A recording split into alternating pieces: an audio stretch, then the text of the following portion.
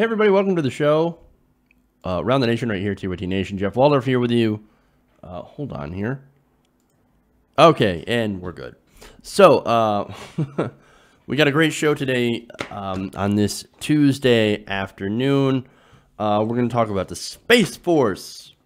I know I'm a little late for that story, but I still want to talk about that because it is fascinating. We got a new poll, how Millennials and Democrats feel about socialism over capitalism. We'll talk about that. That's a fun story. We have Ocasio-Cortez on CNN dropping truth bombs all over the place. We'll talk about that, as well as the smear piece on her that was recently released. We also have the DNC on fossil fuel donations. That is an interesting story. It will piss you off as it pisses me off.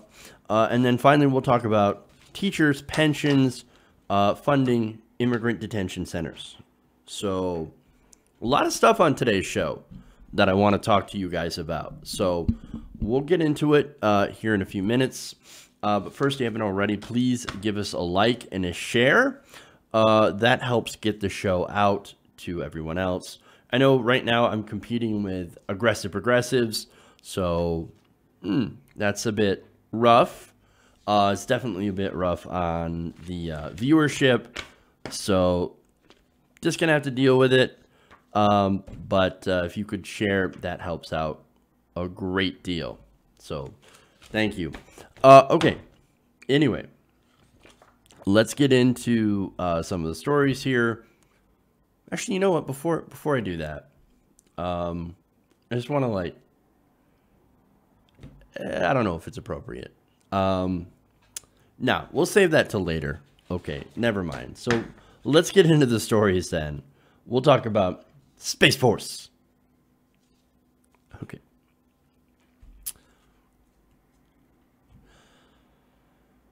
Here comes the Space Force. Now, last week, Vice President Pence basically laid out the steps for establishing a new branch of the military called the Space Force, right?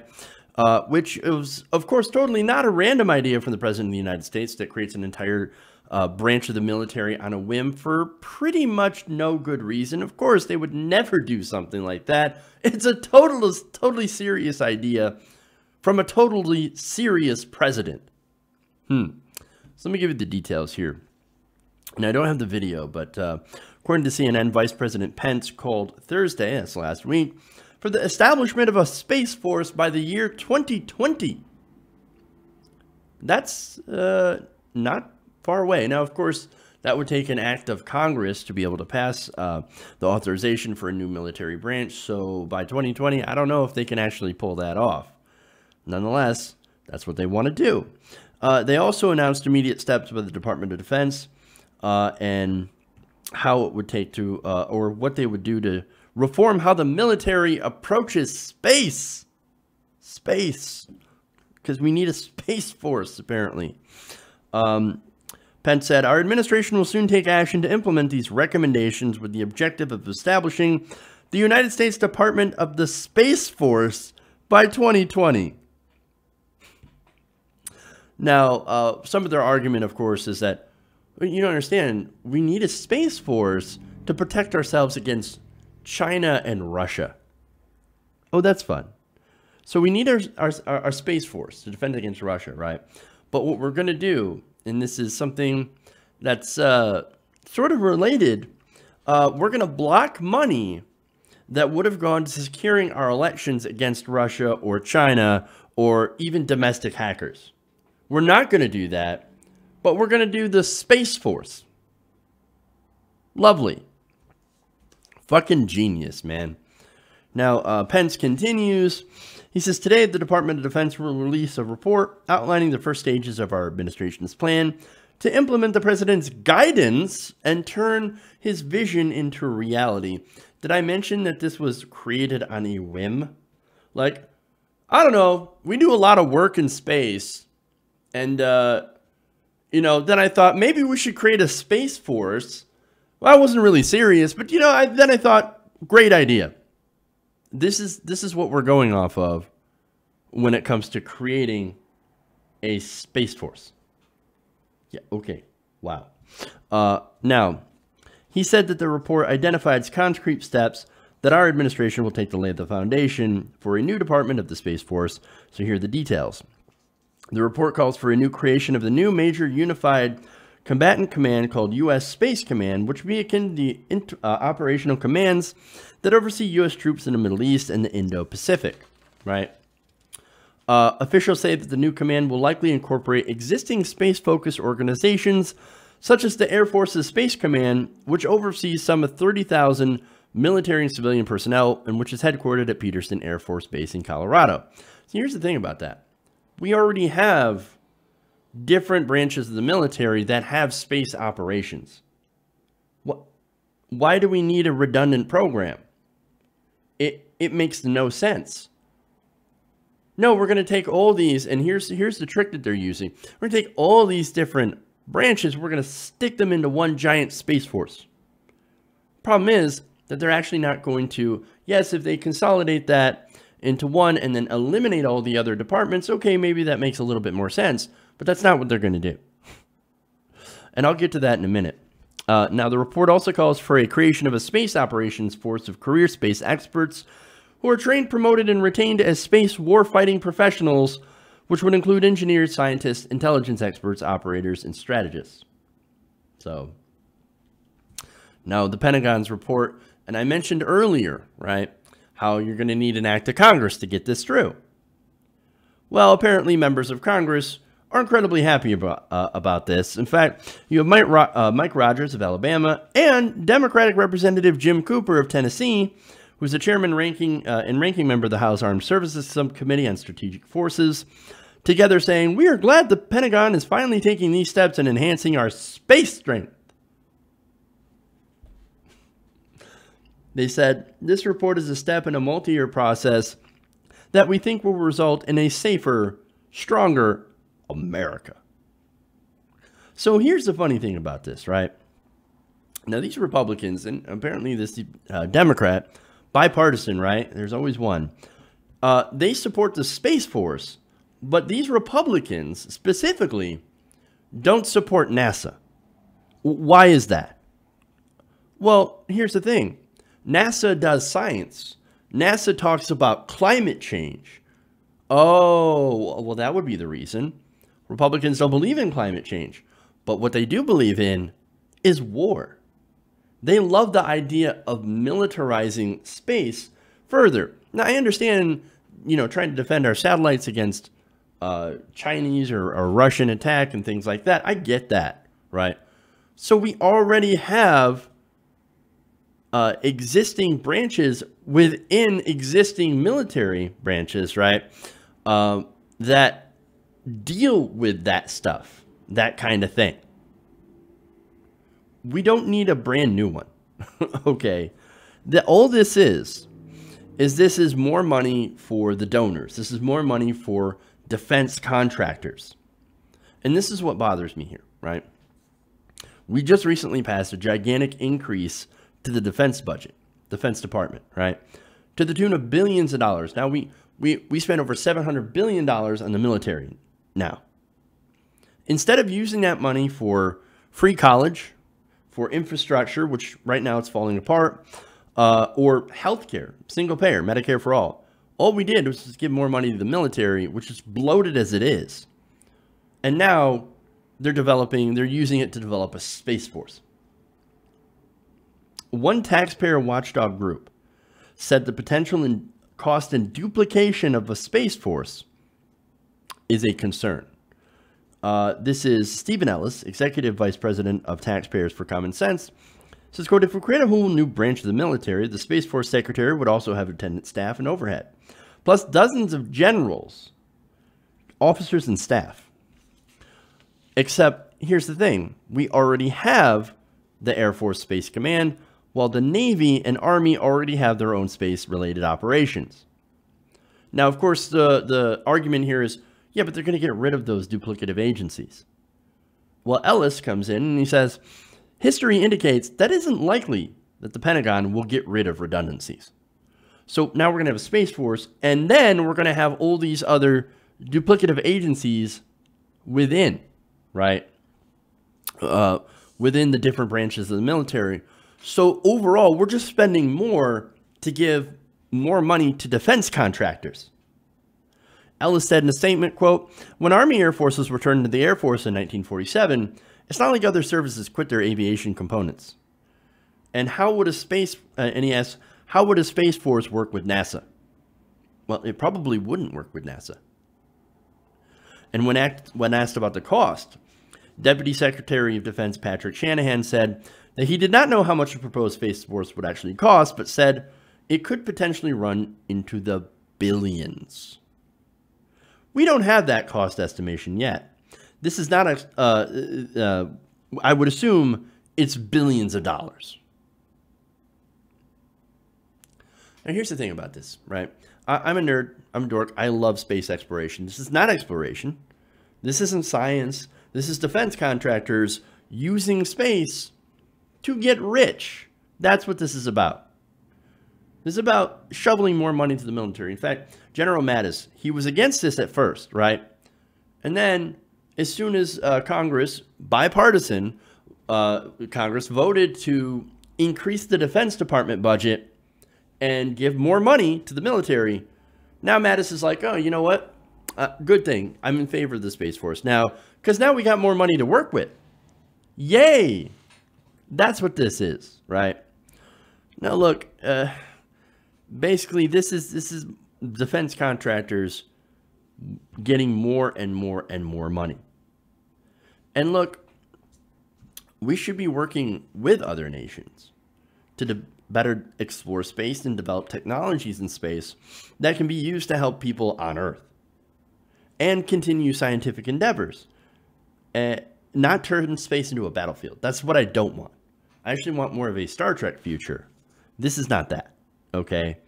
And so in lieu of that, I would rather see free college, rebuilding of our infrastructure. By the way, Flint still does not have clean water, and single-payer healthcare, Medicare for all, instead of the boondoggle that we're going to have with the Space Force. Okay. It's ridiculous. All right. Moving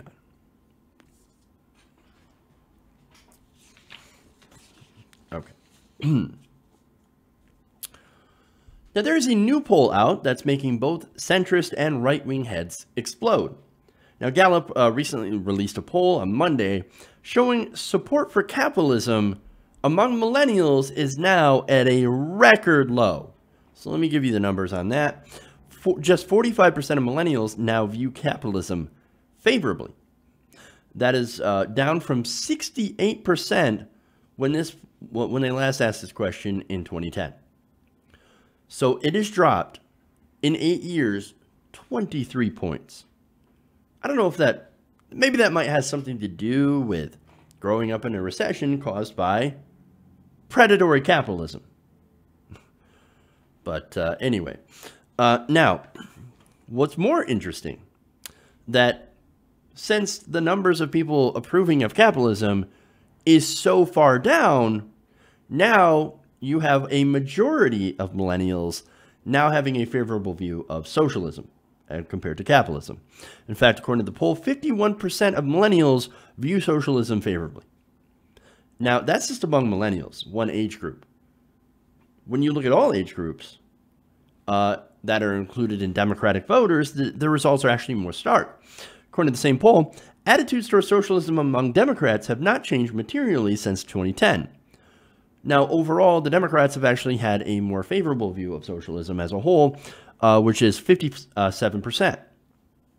Now, the major change among Democrats has been a less upbeat attitude towards capitalism, dropping to 47% positive this year. That is lower than in any of the three previous measures. So, in its summary, Gallup notes, for the first time in Gallup's measurement over the past decade, Democrats have a more positive image of socialism than they do of capitalism. Now, that, of course, has Nancy Pelosi very worried. After all, she says at the Democratic Party, we're capitalists, and that's just the way it is. Well, your voters would disagree. I mean,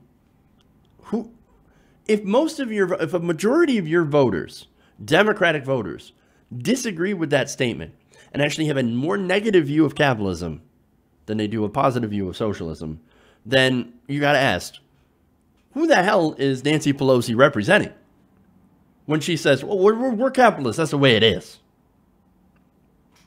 But anyway, look, when we talk about socialism, we mean things like a jobs guarantee, right? That has majority support. Medicare for all, free college, both have majority support among the American people.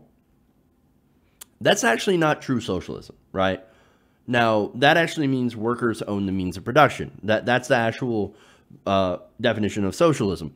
What this is, what we're actually talking about in the Democratic Party right now is social democracy, right? Social democratic policies like that of FDR. So that's the distinction, right? So when, of course, they bring up Venezuela, Republicans always do, that's sort of, they're talking about the completely wrong thing. Now, speaking of conservatives, look, their heads explode whenever you talk about these policies that are incredibly popular, that are socialistic policies. And, of course, they immediately begin talking about Venezuela and eating rats.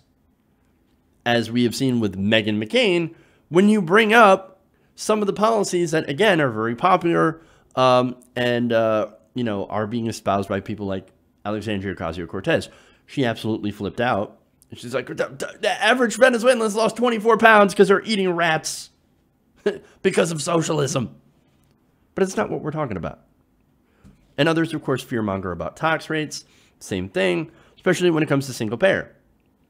You're going to have to double taxes to pay for the $32 trillion for single payer. How are we going to pay for that? How are we going to pay for that? That's the question that they always ask. Well, according to a Koch-funded study, single payer actually saves $2 trillion a year over the next decade. Oops. Numbers don't lie. But people on Fox News and the right wing sure do. Let's take a look at that. Finds that plan would boost healthcare spending by more than $32 trillion over 10 years. That would mean a lot of taxes. Dr. Mark Siegel, Fox News contributor, professor of medicine at NYU Langone Medical Center. How you doing, Doc? Great to see you, Bill. 32 trillion. Do you believe that number? Yeah, it came out of a very reputable study out of George Mason in Virginia. And not only that, to put this in terms that our viewers understand, that's more than double the amount of taxes individuals and corporations pay over 10 years. We would have to somehow raise money, double what we're already paying in taxes to fund this. So that's a lot of money. So I don't know. Look, there are ways it would save money. It decreases administrative costs. We already know that Medicare and Medicaid are less in administrative costs than private insurance. They would use the block to negotiate drug prices. Those are two savings. But cost, no copays or deductibles. Look, those are disincentives for overuse, Bill. In other words, if you have a copay or a deductible, you might think twice before spending it. But with Medicare for all, single payer, you don't have that. Second problem is rationing. I mean, in Canada, which is single payer, you can't get a hip replacement when you need one. You can't get a stent when you need one. You may have to wait 3 or 4 weeks to get a cardiac stent when you have chest pain. I mean, this is a very well-publicized problem, and that's what you would see here. Mercatus Center, George Mason University, you say it's credible? Very credible. Okay, so I love that because here they cited the same study that I just cited, except they left out one of the most important parts of this study. The fact that it actually saves $2 trillion. They don't mention that at all. They never mention that because Fox News is basically having to spin this. This is all just trying to spin it to go, oh, look at how expensive that is. We're going to have to double our tax rates. No, that's actually not true. If you were to add it onto our existing system, and that's what they always do. They play this tricky math, right? Where they're like, no, it'll cost $32 trillion extra to what we're already paying. That's not true at all because the existing system would be absolutely replaced by that. There is so much in there in that segment that is pure fiction. Again, we already pay more than $32 trillion into the healthcare system. According to that most conservative study, we would save money. There would be a small tax increase, but that would be offset in how much you pay in premiums. You wouldn't pay any premiums. You wouldn't pay any copays. And of course, he gets into that by saying, oh, no, it's a disincentive to overuse of care. Who actually wants to go to the doctor more often? No, I actually hate going to the doctor, but you do so when you're sick. And actually, look, when you set up preventative care, that actually also saves money in the long run. That's also in part of the study. Okay. And look, as far as the Canadian healthcare system, the rationing of care, that's absolute bullshit. No, when you have emergency care, when you need emergency care, you are able to get that care, no money out of pocket. None. It doesn't cost you a damn thing. You pay in it ahead of time through your taxes, and you never have to pay anything out of pocket. And look, here's the thing. You ask any Canadian, they're going to say, yes, we do get the care we need. So look, and they overwhelmingly, prefer the system that they have over the American system. And look, there's a reason why we are the only country in the developed world with this system. And it's not because it's so amazing. It's actually terrible. This guy, again, going to the copays and deductibles, right? He thinks that that's somehow a good thing. Well, because it's a disincentive, right? He's full of shit on pretty much all counts. But this is, like I said before, this is Fox News. And so here's what they're doing. They're going to smear the policy because they're afraid of this policy. They don't like it at all. They know that over half the country wants single payer. And so here they are. They're in panic mode. And they spin every single story. And it's not just them, too. You also have centrist outlets as well. You also have CNN talking about this. You also have outlets like Politico, establishment outlets that don't look at the context, that don't look at the actual facts, because they're not in favor of it, because they care more about that, the health insurance companies than anything else. So, but look, in reality, this is an example of socialism winning. Now, here's the thing, right?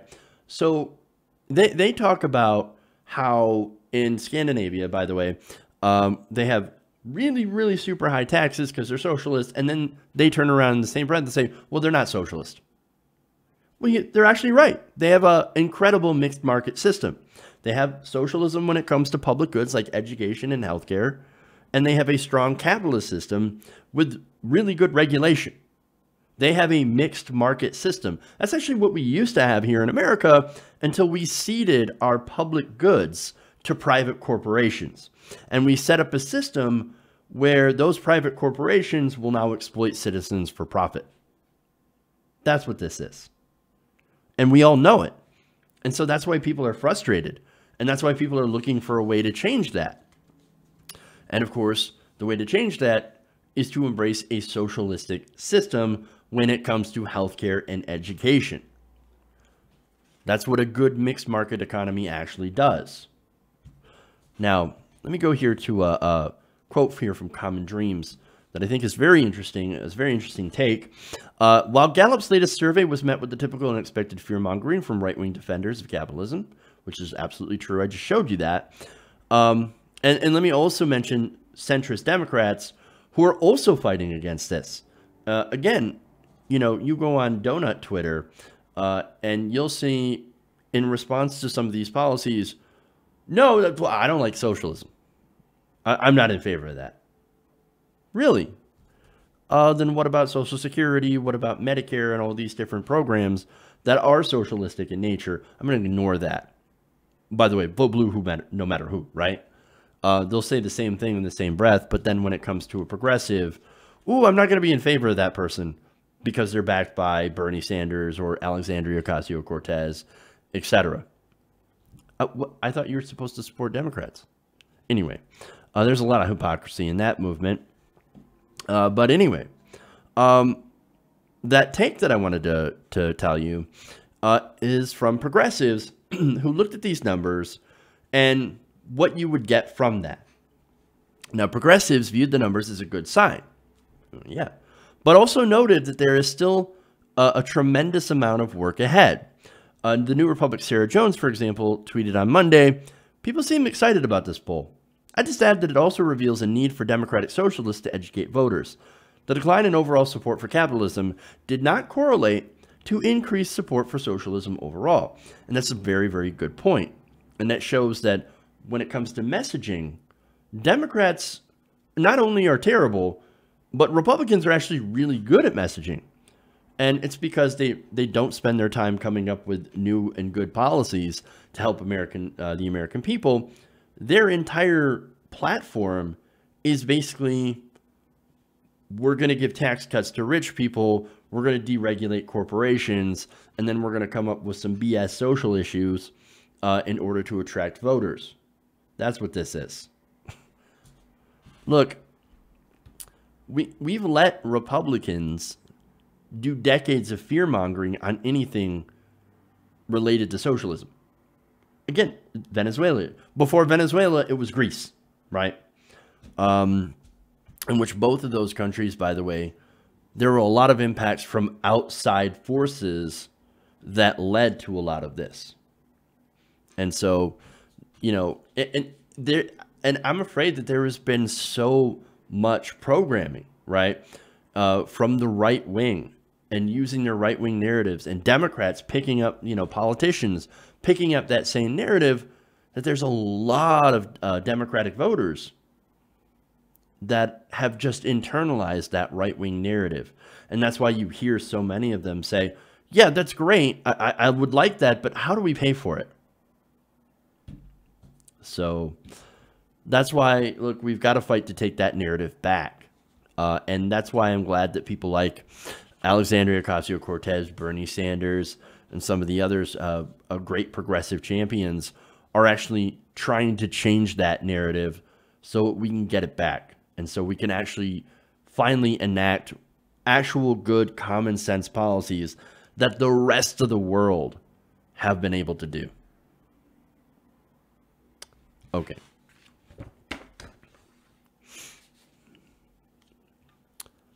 Speaking on the same sort of subject, let's go to Ocasio-Cortez.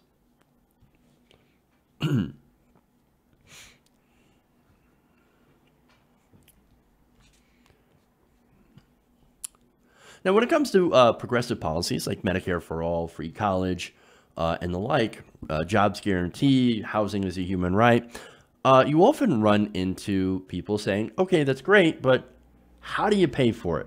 How do you pay for it? No, they never ask that question, of course, when it comes to trillion-dollar tax cuts for the rich or unlimited war. That is until Alexandria Ocasio-Cortez. Now, she was recently on CNN with Chris Cuomo, and she's one of the first people on cable news to actually bring that up. Let's take a look.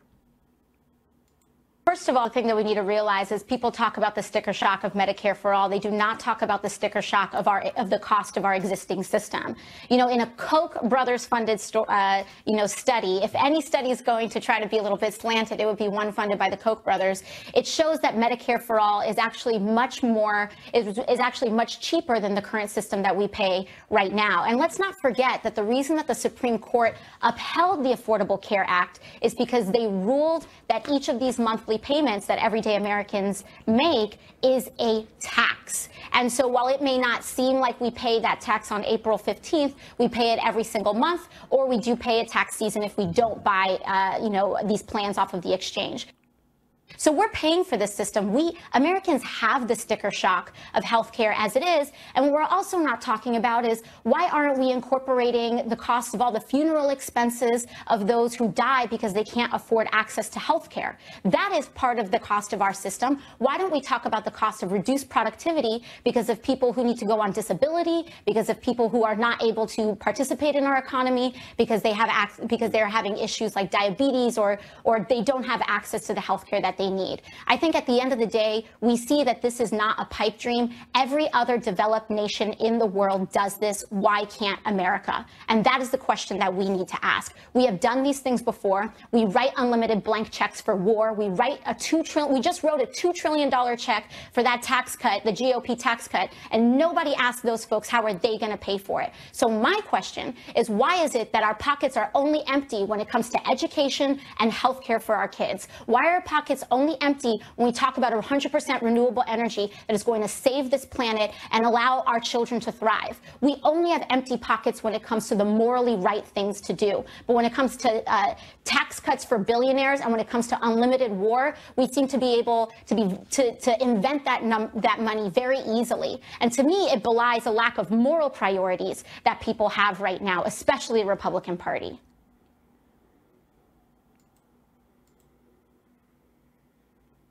Damn. So, look, this is something that we almost never see or hear on cable news. In fact, they go to great lengths to avoid these conversations. Why do they do that? Because it's not good for the donors. Oh, no, don't say that. Don't say that. We have to be neutral, guys. We have to be neutral. We can't actually say what's actually going on because that's going to offend the Republicans. That's going to offend our donors, right? CNN now only begrudgingly allows progressives on to make their case. Now, before Ocasio-Cortez and before Bernie Sanders, what progressives were actually allowed on CNN? Do you guys know any? Maybe Van Jones, but usually, and this is the case now still, they're always outnumbered by Hillary Clinton people and right-wingers. That's it. So here's the thing. The media absolutely has a bias. It is not a liberal bias. It's not a conservative bias. It is an establishment bias. And what the establishment loves is they love the status quo. They love war. They love tax cuts for the rich. They love deregulation for giant multinational corporations. That's what they want. And Ocasio-Cortez, to answer her question, is why do they never talk about the cost for endless war? It's because they profit off endless war. Even the military. I'm sorry, not the military. Even the television, right? The cable news channels. What do you think endless war is for them? Ratings. It's all about ratings. They profit off this. They profit off the system that exists, and they want to keep that system. And so now you've got somebody like her asking these questions, right, that are on the air. And so, yes, she's getting a lot of buzz because she did do a historic upset. CNN is begrudgingly giving her time.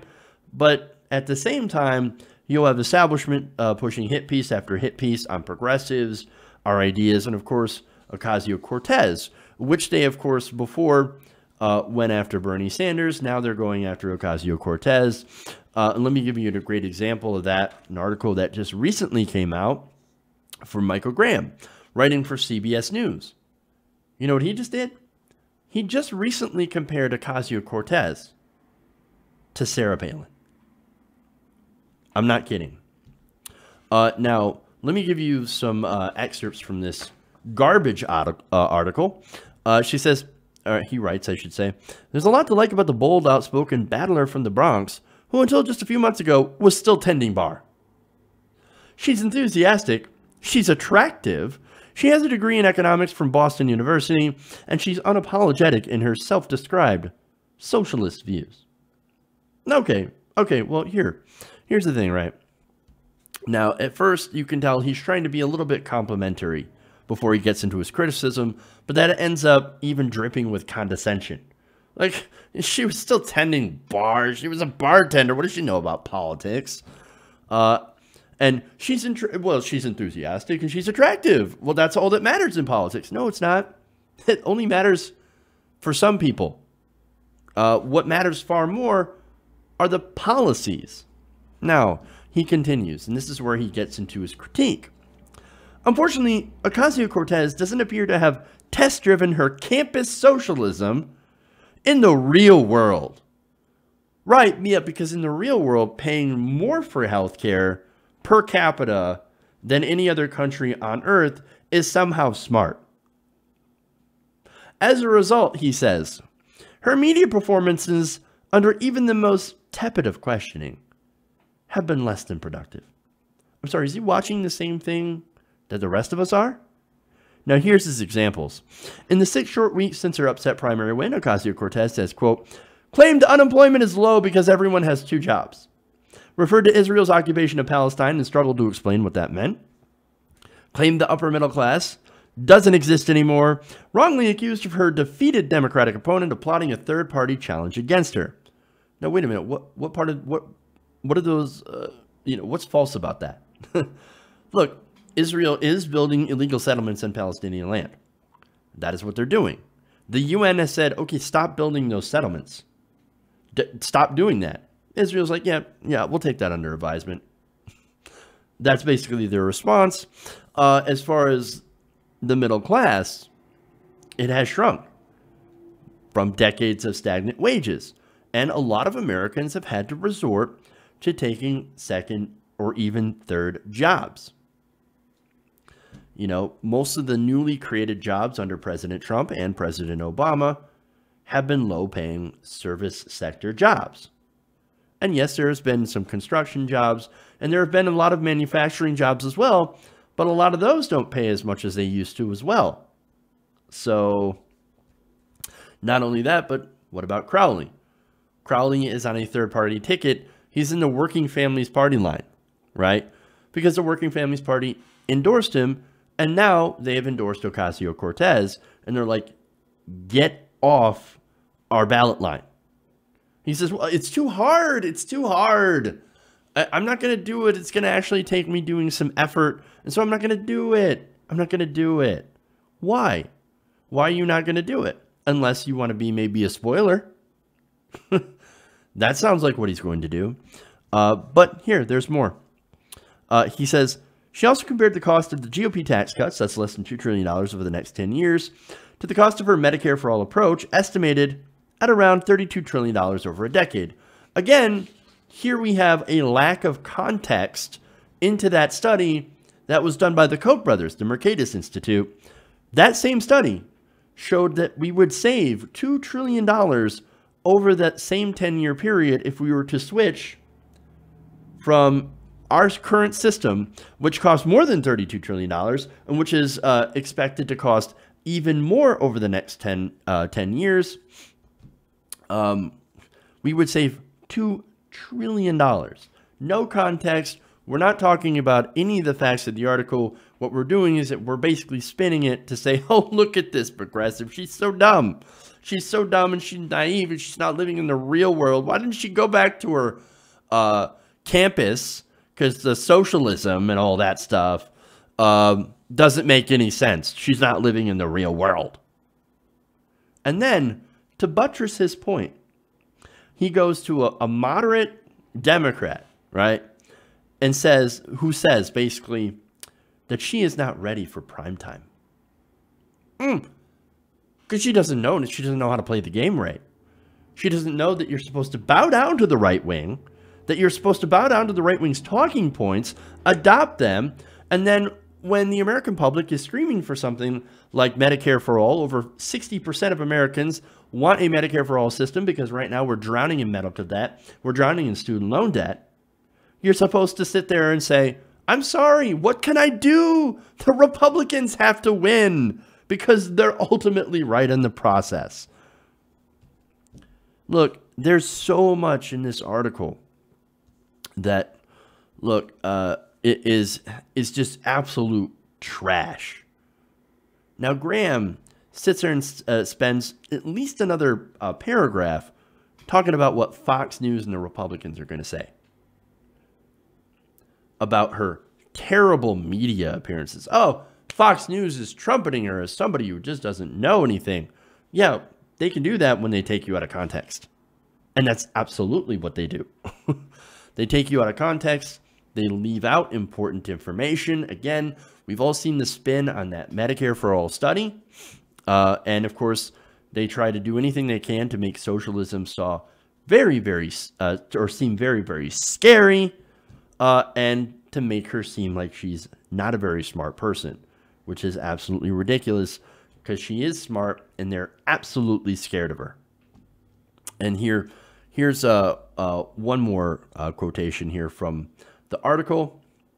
Candidates who promote policies like single-payer healthcare or free college tuition or government-guaranteed jobs for all know that they're going to face the Margaret Thatcher question eventually. How do you pay for it? We already know how to pay for it. We've already told you how we're going to pay for it in very detailed policy papers. Numerous studies have also shown, even right-wing studies have shown, Medicare for all saves money. Free college for all actually saves money because right now we are spending so much on the hodgepodge of different programs like grants and things like that for students. Then we would actually save more money if we were to switch just to say, okay, publicly funded education, go. We would save money. We would save money. But of course, it's the same refrain over and over again. How are you going to pay for it? How are you going to pay for it? Well, we never ask, how are we going to pay for war? How are we going to pay for Donald Trump's fucking Space Force? How are we going to pay for the wall? Nobody talks about that. Because they don't want to talk about that. All they want to do, and this is the establishment here at work, they say they don't bring any context, and they have ridiculous and easy to disprove assumptions, and of course, then they work to minimize incredibly powerful progressive voices that are actually talking about ideas that people love. And here's the kicker about this, right? Here's the overall takeaway. They're afraid. When the attacks against you reach this kind of fever pitch, you know that whatever you're doing it right. You're doing something right when they are this afraid of you and your policies. And so to Ocasio-Cortez, keep on going. Keep on doing what you're doing a fantastic job. Not everybody's going to be perfect in every single interview. Some people are going to slip up, and that happens sometimes. But overall, she's an amazing, excellent, articulate speaker, and she's great for the progressive movement. Okay. Here's what I'm going to do. I'm going to take a quick break. We'll come back with the DNC, and then maybe a quick word on teachers' pensions. So if you haven't already, please give us a like and a share. And please consider donating through Super Chat, helping out the show, and I'll read your message on air as soon as I come back. All right. We'll be right back. Stay right here. Round the Nation.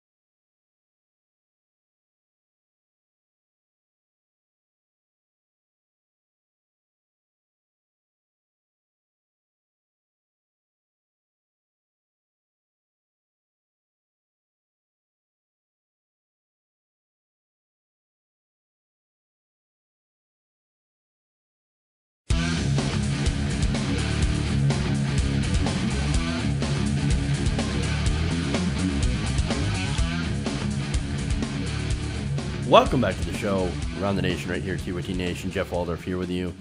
I wanted a super chat here from Mark Ortiz, who asked my preference, X-Wings or Battlestar Galactica ships. You know what? That is a hard one. Are we talking original or reimagined?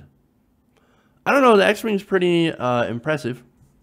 So, reminds me of my T-65 when I was back home shooting WAP rats. No. I don't know if I got that quote right, but anyway, so I'm not sure. That's a hard one, but thank you for the question, Mark. No other super chats, unfortunately, but thank you, Mark, for supporting the show. That goes to help us out and keep us on the air. Another way to support us, of course, is through Patreon, patreon.com/TYTNation. Another way, we are basically independent media, and we depend on you guys. So I really don't get money anywhere else except for you. So thank you. All right. Anyway, let's move on here. Let's talk about something that I know you guys have been talking about quite some time. Okay, original. There you go. Yeah, you guys are going to be frustrated about this, and I'm pretty sure I will be too. All right. So the DNC is back to its old self after briefly taking a principled stance for a couple of months. It's being reported that the organization headed by Tom Perez recently voted 30-2 to adopt a resolution to reverse the ban on fossil fuel donations to the DNC through political action committees. Now, according to Common Dreams, the unanimously approved original resolution, which requires the DNC to reject corporate PAC contributions from the fossil fuel industry, was originally spearheaded by Christine Pelosi. Now, Christine Pelosi, unlike her mother, is actually sort of progressive. And she's been trying to put in these progressive reforms into the DNC. Unfortunately, it hasn't been effective. Christine Pelosi also tried on Friday to pressure the committee to remove the language in Perez's resolution, which would have undermined the ban on corporate PAC donations. However, her proposal to do that was voted down 28-4. Damn. Which means a majority of the DNC, people that are voting, actually voted for more, basically, industry donations. Now, of course, the DNC says, no, that's not what we're doing at all. No.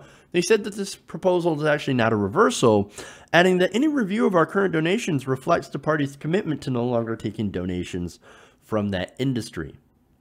But wait a minute here. What they're doing is that they're basically relying on a technicality. Now, HuffPost explains that the new resolution nods to forward-thinking employers, right, which would be able to donate through these PACs, or I should say, that are powering America's all-of-the-above energy economy and moving us towards a future fueled by clean and low-emissions energy technology, from renewables to carbon capture and storage to advanced nuclear technology. But wait a minute here. These companies are oil and gas. These are fossil fuels. These are, ExxonMobil and companies like that, oil and coal and natural gas, that are able to donate. And they have actually donated quite a bit to Democratic politicians. According to HuffPost, oil and gas companies spent a record $7.6 million in Democratic races in 2016. Now, look, if you want to compare that to the Republicans, well, the Republicans got $53.7 million in direct donations, right? So, overwhelmingly, yes, they favor the Republican Party. So why do they donate to the Democratic Party? Well, in order to buy compliance.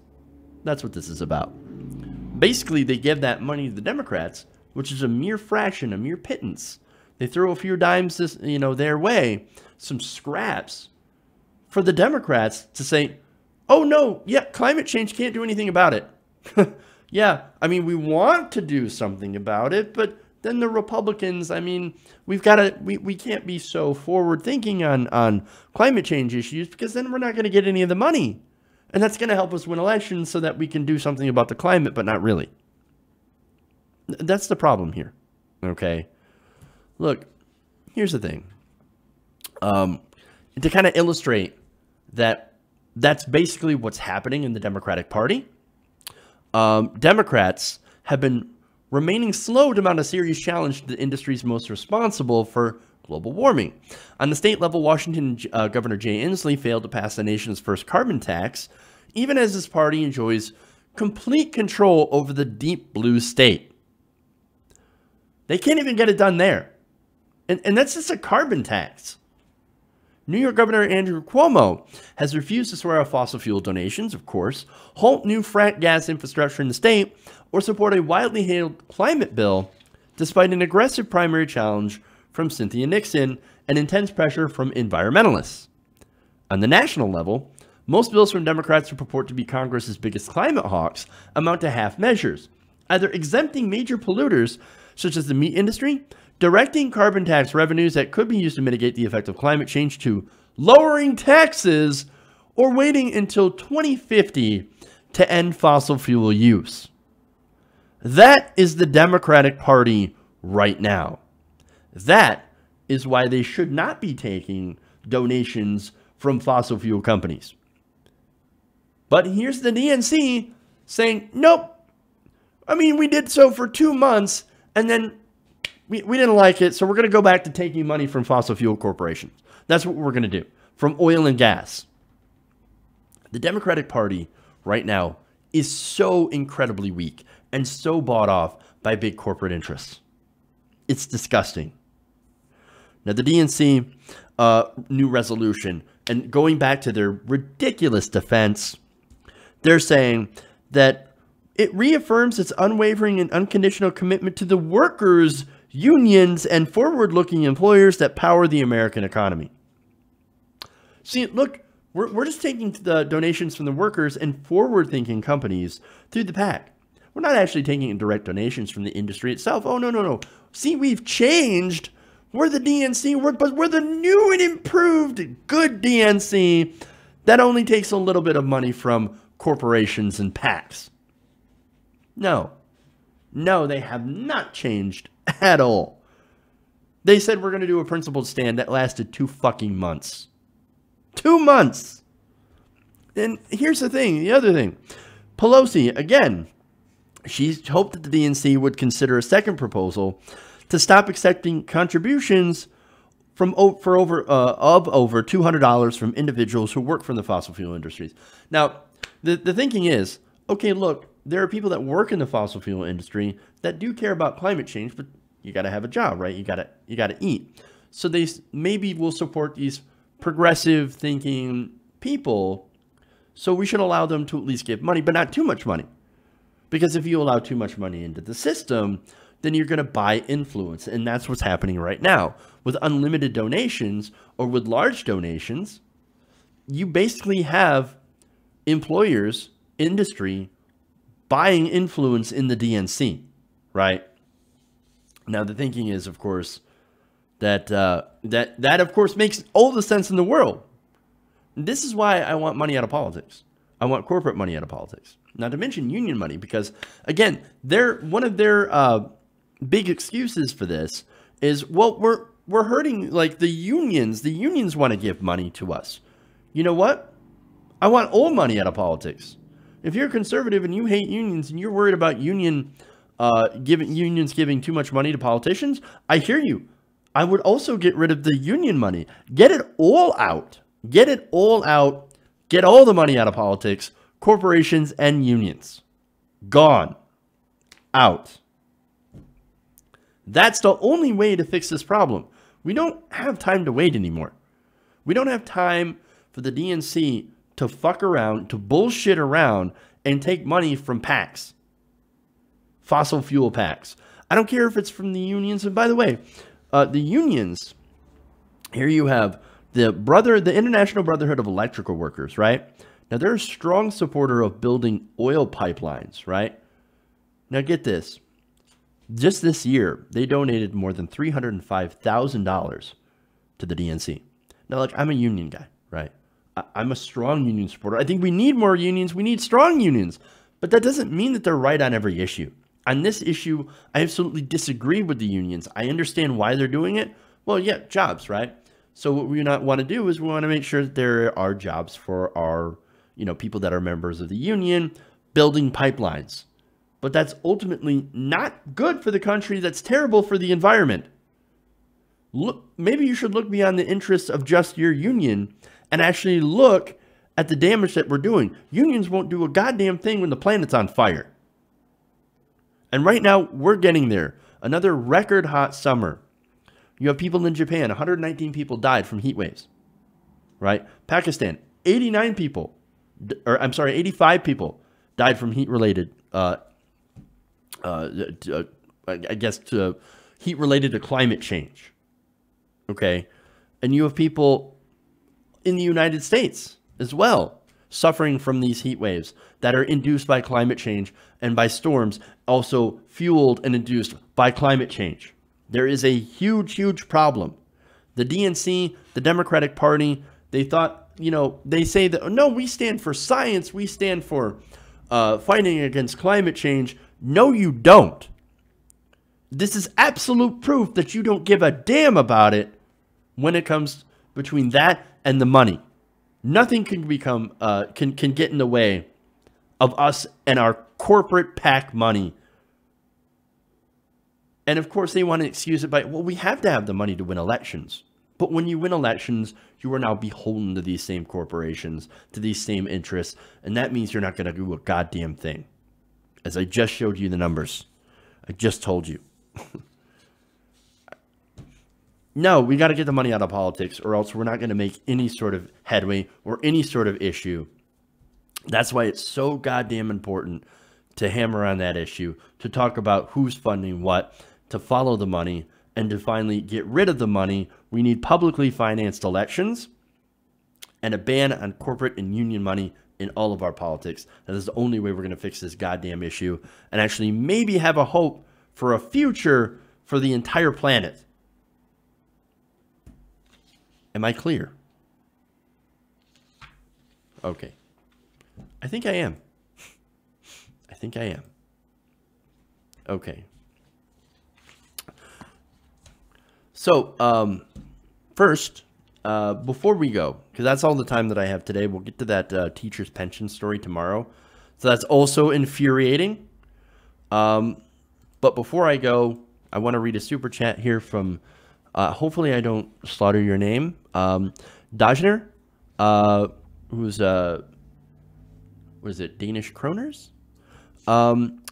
Asks, do you hear about Trish Regan, how she compared Denmark to Venezuela?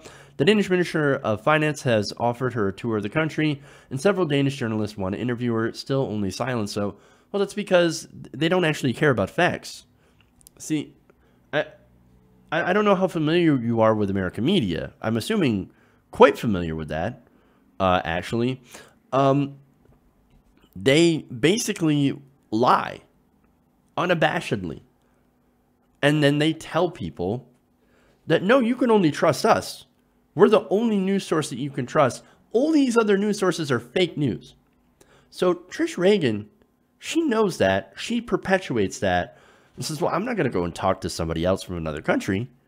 No, because they're going to expose my lies. They're going to expose my ignorance to my audience. I can't do that. Again, to give you another example, the Sanders campaign went and talked to people in Canada, right, about single payer. And they asked them, you ever had to wait for service?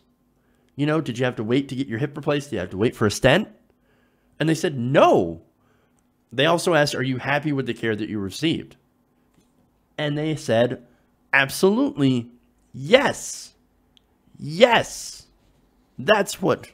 So, but of course, nobody talks about that. Nobody shows that because that's not good for their narrative.